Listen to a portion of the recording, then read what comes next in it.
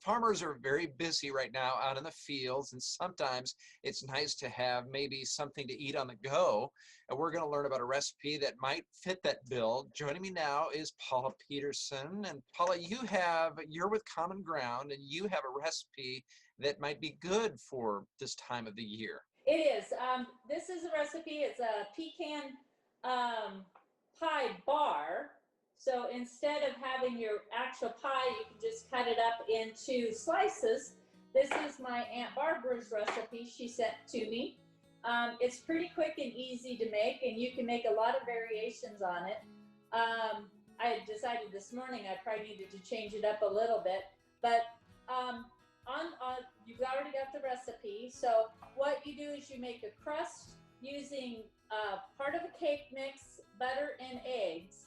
And you can do, this is a butter cake, but you could do chocolate cake, you could do spice cake, white cake, whatever you really felt like doing. Because I thought it'd be fun to do like a German chocolate cake with some coconut and with the chocolate cake this morning.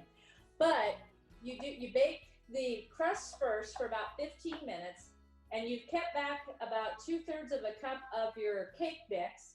And so you start with that. You add brown sugar, 2 eggs. Now I did mine in a half and half. Normally it'd be 3 eggs. And then you use some dark Caro syrup. You can use light. I like the dark because that's what Aunt Barbara told me to do. You add a little bit of vanilla, and you'll mix this all up. And then you just pour this over the top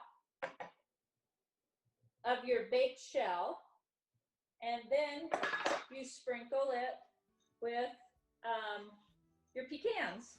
And then all you have to do is bake it for about 35 minutes. And you have a great bar that can go in at the guys' lunch boxes when you take it out to the field. Paula, that looks great. So thank you for sharing that with us today. No problem, John.